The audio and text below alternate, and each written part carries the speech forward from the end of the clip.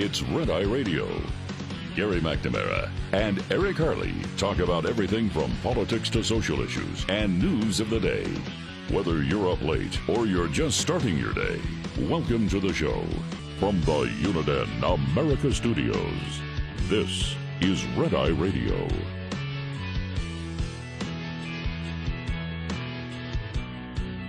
All across the USA, we are Red Eye Radio. He is Eric Harley, and I'm Gary McNamara. Welcome.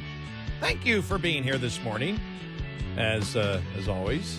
You ready for this? This was James Woods posted this a little while ago. All right, from TikTok, a liberal woman. All right, here we go. Okay, talking about the guy she works with that she found out he's a conservative. This is for your entertainment purposes. Here we go. Found out today that somebody that I work with is a conservative, and he's somebody who's really intelligent, and he's somebody who works in climate tech as a super smart guy, somebody I would never have thought was conservative, and apparently he is. And it's surprising, and it's disgusting. But what's most surprising to me is the level of sudden hatred that I have for him. Sudden hatred for this man who I used to respect suddenly just went boop, and I hate him now.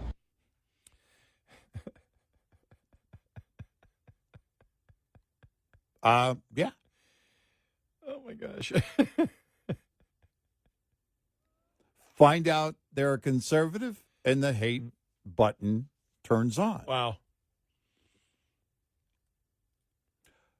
At least she's saying it. But you know what's funny? There is some virtue signaling in it, right? Mm-hmm.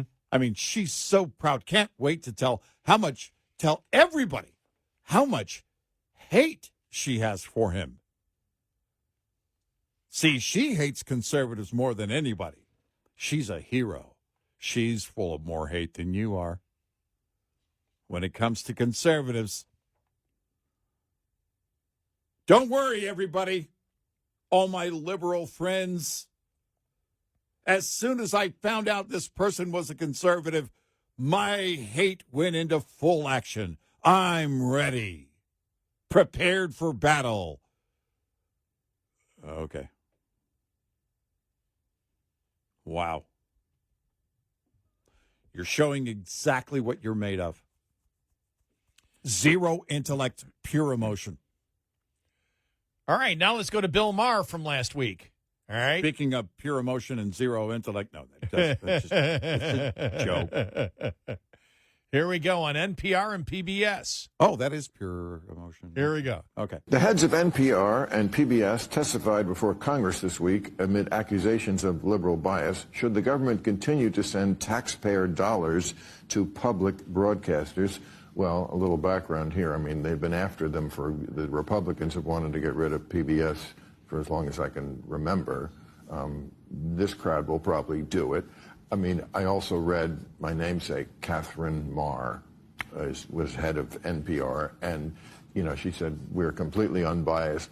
Give me a break, lady. I mean, they're crazy far left. All right, yeah. He's right on that. And Fox News interviewed the astronauts. Are you ready? Let's hear it. Here we go. What would you like to say to President Trump and Elon Musk? I respect you. I trust you. You've given me no reason not to trust you, either one of them. What they say, I can't say what they say. I haven't lived that. But I have no reason not to believe anything they say because they've earned my trust. And for that, I am grateful that our national leaders actually are coming in and taking part in our human spaceflight program, which we see is hugely important global significance, and they take an active role. And based on the past and what we see now, with them doing that, it's refreshing. Not just refreshing, it's empowering. It's strengthening for our nation. I think it's a good thing for our nation when the national leaders, especially something that's high visibility, are involved in the process. And I'm grateful for that. And, you know, I'm just glad that they're involved. and they take notice. And, our situation, I think I mentioned before, maybe wasn't the perfect situation, but allowed a lot of people, including the president and Elon, to look at what's going on the International Space Station, take it very seriously, and understand that our involvement as a country, as a spacefaring nation, is really important throughout the world. And it sets an example, and it shows, our ability to be able to do the hard things, put people in space, operate in space, work in space, and then bring us back. It's important, and I appreciate that them and many more people took notice of it. Well, Sonia, I just hope you don't drive a Tesla. Right. Well, I think we can go to Muga, make the universe great again. Muga. Muga chaga. Muga chaga. Muga chaga. Muga chaga. Exactly. This is what I love, because my wife was so furious over that whole thing of how Biden would not let Elon Musk go get them when he offered. It was just, I mean, that's the thing is what I love about our audience, and my wife included. She listens. Hi, honey. Be home soon. She has that same frustration that we do, and our audience has that same frustration looking at this, and you see that kind of, frankly, abandonment. Biden had the opportunity to go get them sooner and didn't. And that is mind-boggling. My wife couldn't wrap her brain around that. My gosh, what are you talking about? That's just insane. And this is the natural response you would get from a team that was essentially abandoned by the former administration. They had opportunity. It was offered. And they said no. And not only that, you see, of course, I mean, you can add to it Elon Musk and his innovation and his drive when it comes to exploration in space and everything else, of course, plays right into what they are all about as astronauts, and the president, who created Space Force, we might add. Remember when the liberals were laughing about that? Yep.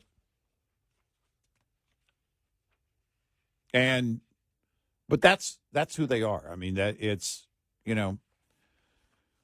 innovation, none of that means anything to them. Keep in mind, they loved Teslas up until a minute ago. All of them. I mean, it's fascinating. If you ever would have told me that it would be the left that would be attempting to destroy the electric car business. Yeah. Yeah. I still go back to what I wish I could find what I saw on the local TV station when they were looking at the protesters at the Tesla Giga plant and in Buffalo when I was there this past weekend, because it was just so funny, because it was simply the oligarchy and the oligarchy of the oligarchist and the oligarchist of the oligarchy of the oligarchist of the oligarchy and the billionaires. Yeah. Well, what are they doing specifically that is wrong? The oligarchy, the oligarchy, the oligarchy. Then the reporter says, then we went to the other side to talk to one of the counter-protesters. Here's the leader of the counter-protesters. What do you think about what's going on? I don't know. They won't articulate what they're against. Right. I don't know what they're against. Right, right. We don't know. They're not telling us. It was hilarious. I was like, I can't believe. You just played the audio cut, though. Here's someone who I learned he was a conservative. I had respect for him, and now I hate him. I mean, it's the mindless hatred. That's what it is across the board. I don't know why in the world do they even listen to what they're saying. The activists on the protesters, this audio cut we just played. How could you not hear that while you're saying it, going, oh my gosh, I'm a horrible person. I have friends who are liberal, we disagree. I don't know. I'd have to, talk to each one of them and ask them, you have any hatred for me based on my opinion? I mean, it's, and she couldn't, you could hear, she was proud of her hatred. And now I hate him. I super hate him. You're right. That's a great point. I'm better than you because I hate more. It's virtue signaling is what I said a minute ago. But the virtue is hate. Oh, nobody hates like I do. I hate him more. You know what it reminds me of? I am Cecil. No, you're not. I am Cecil. The Cecil the lion that was shot. Oh, wait a minute. Hold several it. years. What? After Spartacus's hour-long speech yesterday, now the thing is that Spartacus is going to run for president. Yeah, right. When you said I am Cecil, I kept thinking I am Spartacus. Cory Booker. Yeah, seriously, they cannot wait. But we said this about the 2020 primary season for the Democrats, that it will be on stage. We said, well, on stage it will be, them in this virtue signaling battle to demonstrate I hate Trump more than you hate Trump. Right. Our new virtue, hate. Well, and that's what you heard from that audio cut. I hate. Look, don't worry, all of my friends and my allies on the left. I hate this guy now that I know he's a conservative. Kind of like, too, that she was a little bit afraid that her liberal friends would learn she's a friend and has a colleague that is a conservative. I better not let anybody find that out. I hate him, everybody. As soon as I found out. And you have to say hate. Hate. It can't be, and so I really dislike, no, it's got to be hate. I loathe him. The funny thing is, I am so old, and remember, I grew up in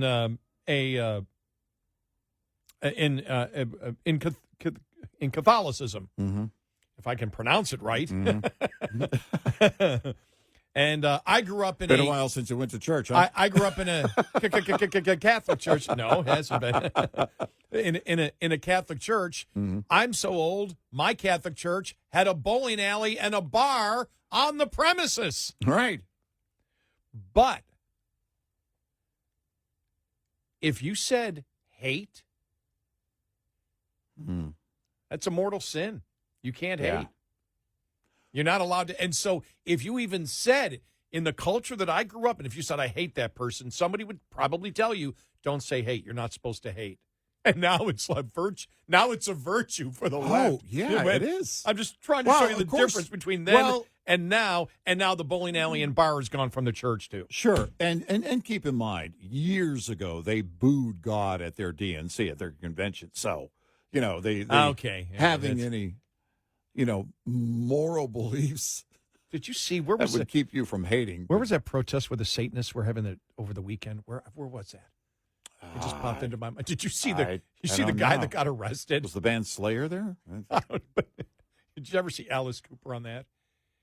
Yeah, I can't remember what he said, but he goes, all these guys that claim that they're demonic. Yeah, it's all BS. It's a thing. It's all BS. They're not. Yeah. I know somebody who worked on the Big Four tour, and actually others have talked about it, that Mustaine of Megadeth is born again, and so he didn't want his band to play adjacent to Slayer. I'm not sure if that actually. I've never heard him say that. Maybe he has, but I never heard him say that. So I'm not sure if that was true or not. When I was growing up, you said hate. Somebody's going to correct you and say, "Don't say hate. You're not supposed to hate. That's a mortal sin." And I'm just now it's a character trait that is lusted. That's also a sin. Lusted by the left. Well, it's look. I hate. You're such a good person. To be fully honest, I do have people that I'd rather not be around. I call those people grandchildren. But I'm just joking. I like most of them. But I can't imagine having any hatred in my heart for a person. I don't have any. I have hate neighbors anybody. I never that have. I know vote on the left because they had yard signs. I don't hate any of them. In fact, one of them moving in, the husband and wife moving into a care facility. It's kind of sad for us. We've been neighbors for over 20 years. She worked at the school where my daughter went, and their son graduated with our oldest, and we've known them for a long time. And they had Obama signs back in the day in their yard. I would go out of my way for them. It's the opposite of hate. I love them. I just love. I love that hate has become a And by the way, character trait for Democrats. if you feel compelled and moved to voice it, to express it, then please do. Don't stop talking in this way if that's how you feel. No. Everybody should know how you feel. Yes. I'm not offended. I can handle it. If Oh you yeah, say hate. no. We love playing the audio because we think it's important for people to know. Yes. 866-90 Red Eye. This morning's USDA Farm Report is brought to you by House Products.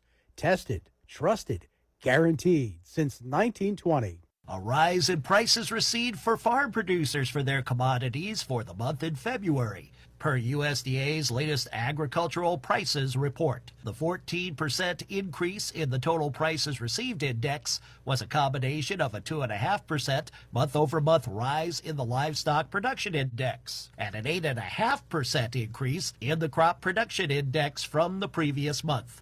A 7% increase in feed grains and well over 2% gain in prices received for oilseeds in February offset lower month-over-month prices for food grains and produce. Turning to the livestock side, the overall increase was due to greater prices in the poultry and egg and meat animal sectors, up by 5.7% and 2.6% respectively. The prices paid index for inputs and services rose 0.3% from the prior month.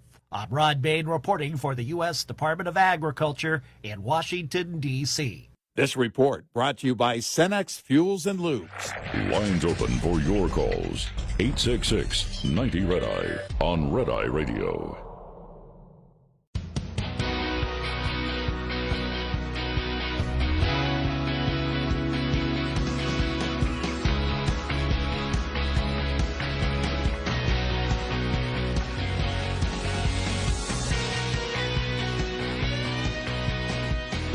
It's Red Eye Radio. He's Eric Harley, and I'm Gary McNamara. Got to make sure we bring you other stories that may not be as much publicized.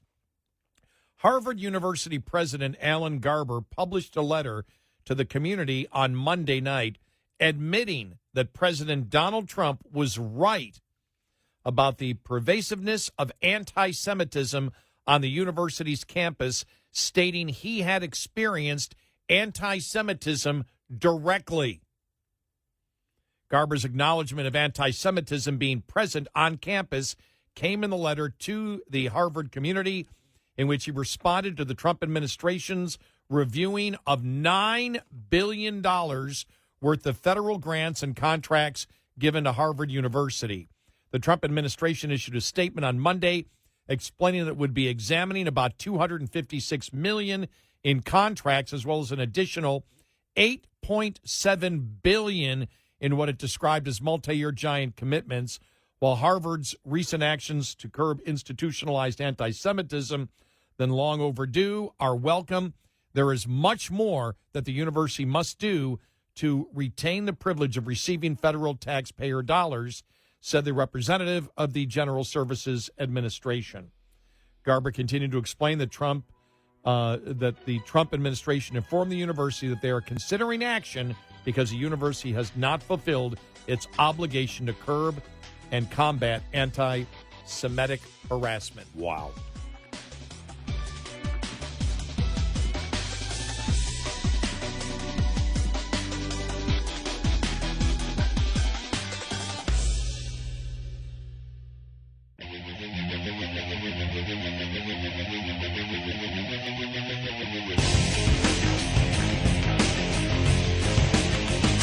You're listening to Red Eye Radio from the Uniden America Studios.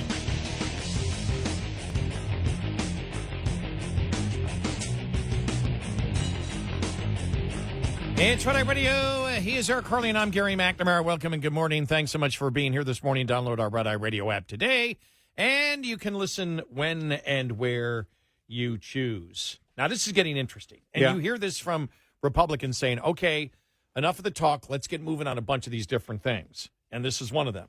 A school board in Washington State is seeking help from the federal government to force the state to ban transgender athletes from girls' sports.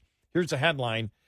School board pleads with Trump to force the state to comply with the trans ban.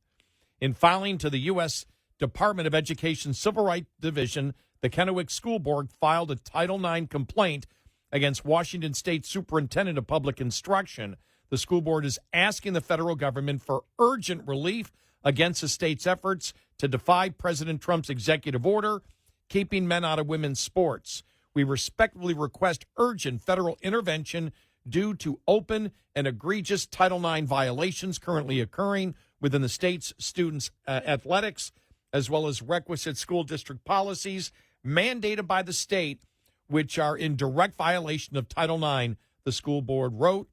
We are particularly concerned the openly discriminatory policies and mandates by the state of Washington not only directly harm our young women, but also jeopardize our district's essential federal funding, the loss, which would most severely impact our most impoverished and at-risk populations. Well, they don't care about that.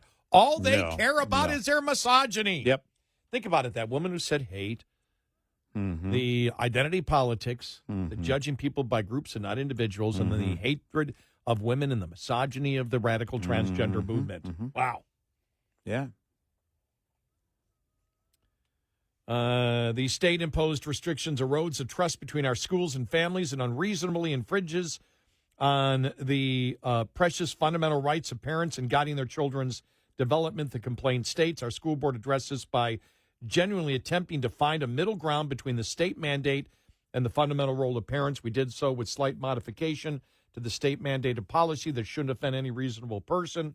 Nevertheless, the state has taken the position that our slight modifications offend the law, and it seems to have triggered the state superintendent. So there you go. Wow.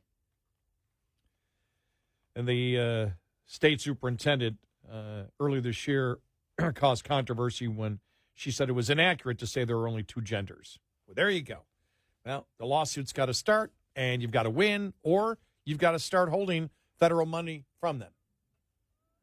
It's that simple. But stop, because conservatives are starting to scream now, saying, look, all right, we understand it takes a while to get going, but now enough talk, do it. Yeah, the action has to be done. Yeah. And we have said with the administration, we believe that there's many efforts that are going to the courts on purpose. And this is where I think a lot of this is going to play out. And, parents are screaming. This is something I've been saying for years. You're not going to win this with parents. If parents are against this, that's a battle you won't win. But you gotta have enough. It varies from state to state. Some parents vote for people who will work for and, in fact, make this their cause, the liberal transgender movement. And then, this is just so bizarre. It's so entertaining that it has to be our audio cut of the day. It's the ACLU's official position. Here's the ACLU lawyer. You ready for this? Okay. On the radical transgender movement and accusing Donald Trump of lying about it. You want to know what the lie is? All right. Here we go. The policies that are claiming that transgender women in sports are men are wrong. The president is lying when he says that there are men impersonating women and participating in women's sports. There are no examples of men impersonating women that I am aware of. And it is incorrect to refer to transgender women and girls as men and boys. And what these executive orders do, what these laws do, is open the door to sex-based police. There you go. By the way, the ACLU commercial where they try to get, everybody's trying to get $19 a month for you. Yeah. In the ACLU commercials in between the SPCA and the ASPCA. Yeah.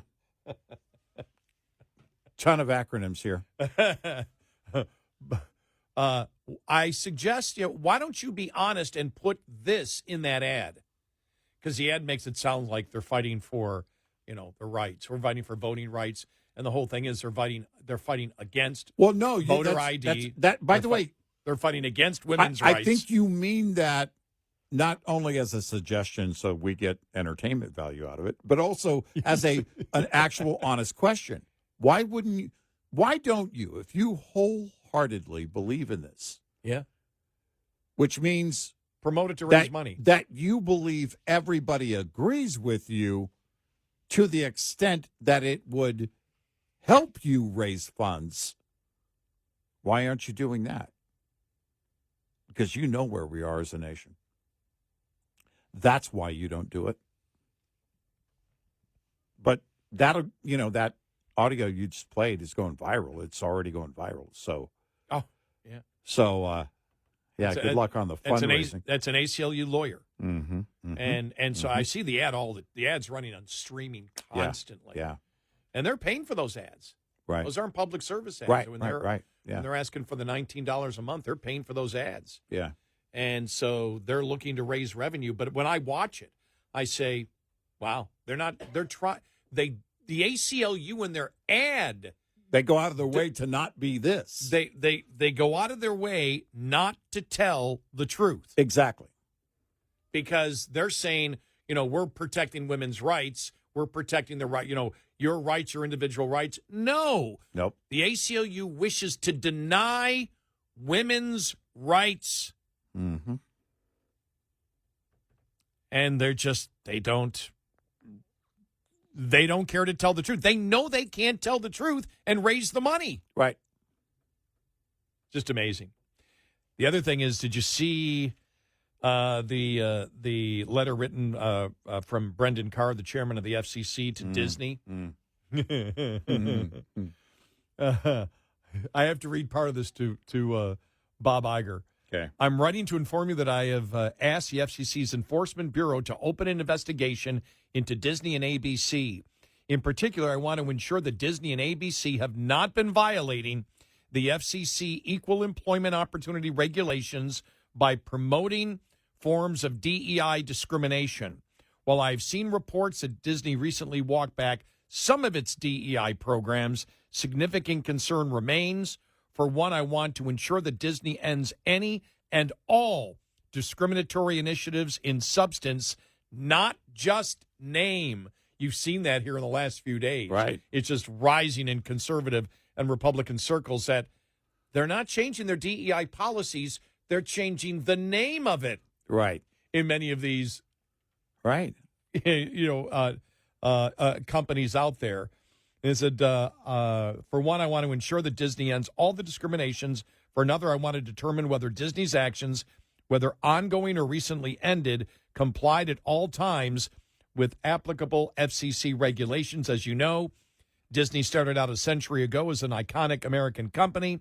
For decades, Disney focused on churning out box office and programming successes, but then something changed. Disney has now been embroiled in rounds of controversy surrounding its DEI policies.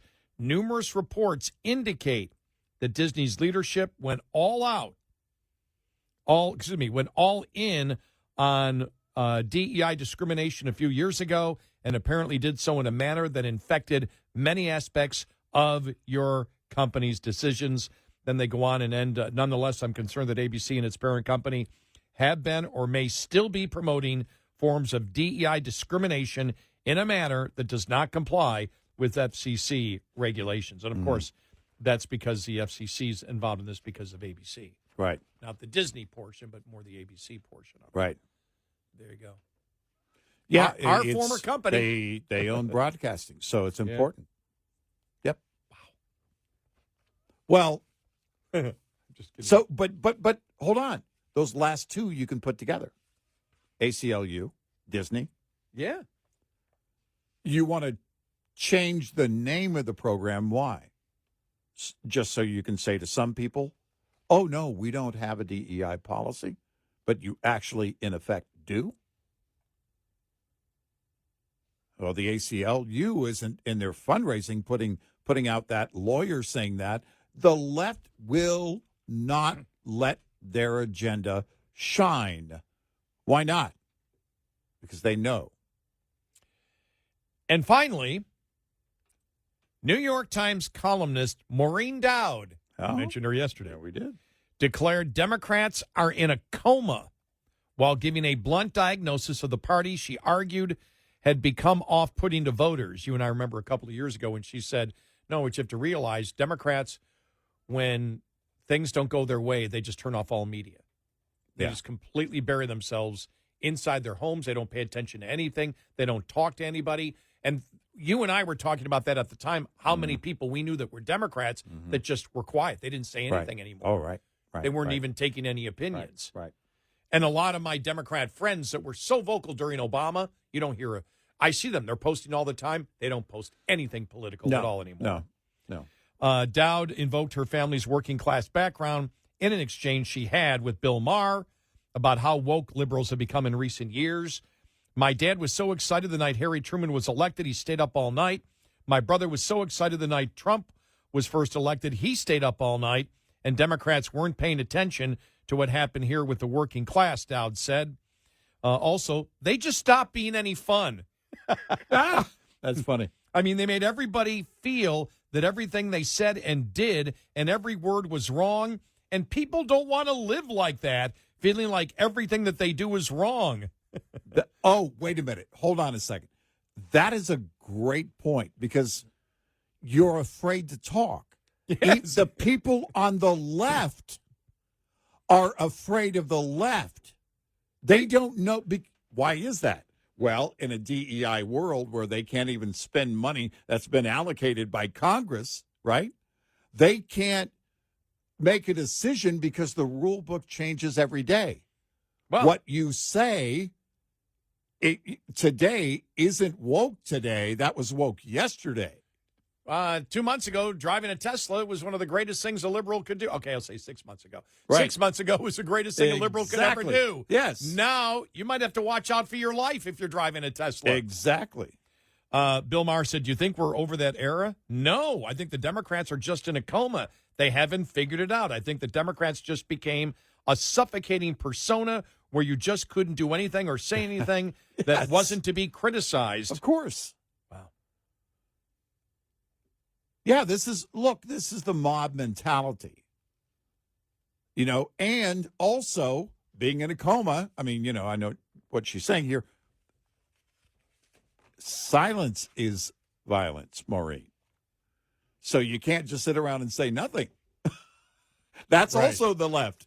The mob will come after you. If you say something, they'll come after you. If you don't say something. The only way you're safe as a Democrat is if you say, I hate the opposition. And you've got to say, hate, with emotion. Right. I hate the opposition, whatever the opposition is today. I mean, the rule book changes by the minute. 866-90-RED-EYE. Get in touch with Red Eye Radio, toll free at 866-90-RED-EYE.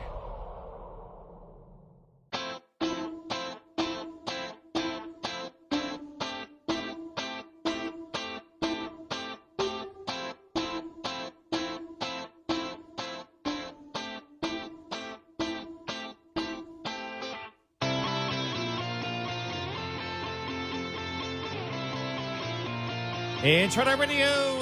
He is Eric Harley, and I'm Gary McNamara. Welcome in. Good morning. Thanks so much for being here. So we have an interesting week coming ahead. Liberation Day tomorrow, as Trump is calling it, when the tariffs are supposed to be enacted. We'll see whether there's any type of an agreement that's made or any backing off on the tariffs. I just saw the CNBC survey of CEOs that say they believe we'll be in negative growth because of the tariffs in the first quarter. We'll see whether that's true or not. The Atlanta Fed says we will be.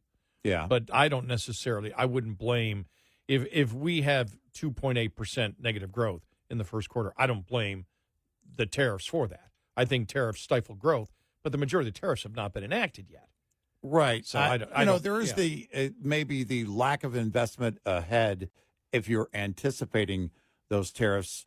Actually, I would think on some sides it would be offset by if you're thinking they're coming in, you're going to stock up early. I don't know. I'm with you. I don't think if it's negative 2.8, I don't put that on the tariffs just yet.